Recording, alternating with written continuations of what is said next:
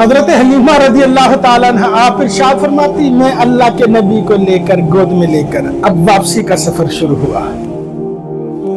وہی سواری جو گھر سے آئی تھی تو کمزور تھی, چل نہیں سکتی تھی زیادہ تیز. میں اس سواری کی وجہ سے مکہ لیٹ پہنچی, دیر سے پہنچی.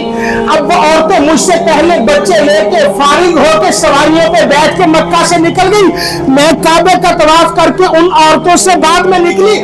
فرماتی میں جیسے ہی نبی کو گود میں لے کے سواری کے اوپر بیٹھی, اب وہ سواری تو ایسے ہے جیسے اسے پر لگ گئے ہیں. وہ سواری چل نہیں رہی, گویا الٹی ہی جا رہی ہے. فرماتی میں مکہ سے باہر نکلی, راستے میں مجھے میرا قبیلہ ملا.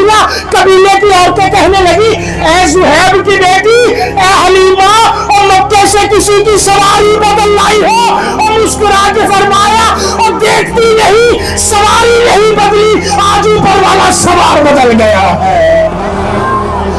یہ وہ سوار ہے جس سواری پہ بیٹھ جاتے ہیں وہ کائنات کی سب سے افضل والا سواری ہو جایا کرتی ہے. حضرت حلیمہ فرماتی رضی اللہ تعالیٰ عنہ میں اللہ کے نبی کو گود میں لے کے اپنے گھر پہنچی. میرے گھر میں کھانے پینے کا انتظام کوئی نہیں, پہلے ہی گھر میں فاقہ تھا, پہلے ہی بھوک کا بسیرا تھا. اب نبی میرے پاس ہے, ایک فرد کا اضافہ ہو گیا, کہاں سے انتظام کروں؟ کہتے ایک بکری ہے چھوٹی سی, اس کے تھنوں میں دودھ نہیں ہے. فرماتی میں جیسے ہی اللہ کے نبی کو لے کے گھر داخل ہوئی نا تو وہ بکری نے ٹانگیں پھیلا دی, بولنا شروع کر دیا. اور میرا شوہر حارث کہنے لگا حلیمہ یہ بکری کو کیا ہو گیا؟ کہتی میں نے کہا دیکھو سی. شوہر دیکھ کے کہنے لگا اور اس کے تھنوں میں تو مجھے دودھ نظر آ رہا ہے. کہتی میں نے شوہر کے کہنے پہ ایک برتن دیا, بکری ہے دودھ نکالے.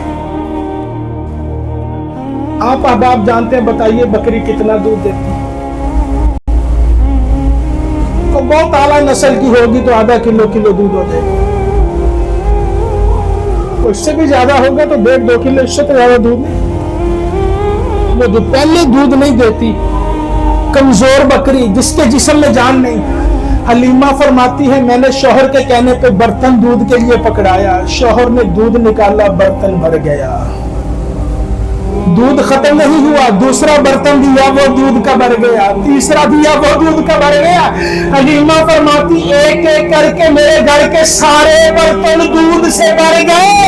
وہ آج نبی کی آمد ہے, حلیمہ کے گھر اللہ کے نبی تشریف لائے اور دنیا کو اعلان کر کے بتایا جا رہا ہے.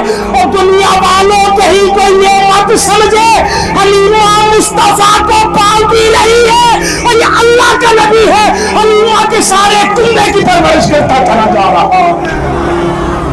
فرمایا گھر میں دودھ کی نہریں بہ رہی ہیں.